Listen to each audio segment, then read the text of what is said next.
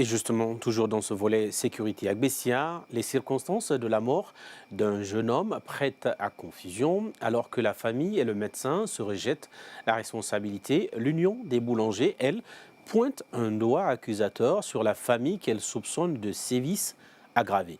Alsenia Issouma, Lavia Camara et Binta Korka Diallo. Dans cette mosquée du quartier Cité de l'Air se trouve le corps du jeune Ibrahima Diallo, âgé d'une dizaine d'années et élève en 6e année. Sa mort suscite des interrogations au sein de sa famille. Selon le président de l'Union des boulangers de Guinée, la victime aurait été battue à mort par son grand frère pour avoir exercé le métier de boulangerie en abandonnant l'école. Au sein de cette corporation, la nouvelle est accueillie avec indignation. C'est son grand frère qui est venu le chercher, aller envoyer à la maison là-bas, de tabasser. C'est après il a suivi la mort. Si c'est parce qu'il est en train de prendre le métier de boulanger, nous on voulait savoir que si les personnes ne doivent pas être boulangers, si c'est interdit, nous avons les jeunes diplômés qui ont les boulangeries, qui travaillent, manquent de travail.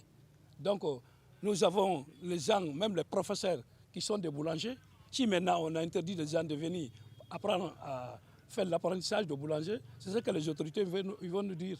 Dans la famille adoptive de la victime, cette thèse des boulangers est bottée en touche et rejette la responsabilité aux médecins soignants. Selon elle, Ibrahima Diallo avait abandonné la maison pour se refuser dans la rue. Il n'est pas boulanger. On le connaît en tant qu'élève. Il préparait l'examen d'entrée en 7e, ce qu'il faisait. Donc, il n'est pas d'accord avec son père. Son père l'a laissé maintenant. Il dit, si tu ne vas pas étudier, maintenant va là où tu veux. Je ne vais plus te voir ici. En disant ça, son père me dit, quand il revient ici, de ne plus le recevoir. Dans le temps, le petit est allé là-bas, là. Il s'est refusé là-bas. Je crois qu'il a rencontré la maladie là-bas. Mon fils ne se comprenait pas avec son père depuis l'ouverture des classes. Et il lui avait dit de quitter la maison s'il ne veut pas étudier. C'est ainsi que l'enfant est parti à la boulangerie. De là-bas, il est tombé malade. C'est eux qui savent s'il a été battu. Ce que je connais, il était malade.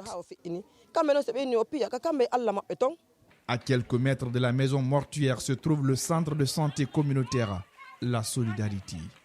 Pour infirmer ou confirmer l'argument avancé par les parents d'Ibrahima, nous avons approché le médecin-chef du centre, Dr Tierno Amadou Lamia Diakiti, affirme avoir reçu le jeune Diallo pour les premiers soins dans un état critique.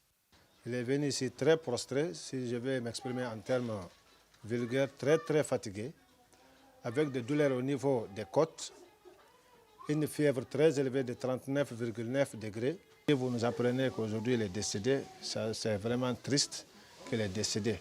Mais s'il nous dit que c'est à la suite de nos soins ici qu'il est décédé, c'est seulement l'autopsie qui pourrait nous aider. Parce que je crois que dans le traitement qu'il a pris, il y a aucun médicament qui est contre-indiqué. À tort ou à raison, l'autopsie du médecin légiste et le rapport de la police scientifique seront déterminants dans cette affaire pour situer les responsabilités.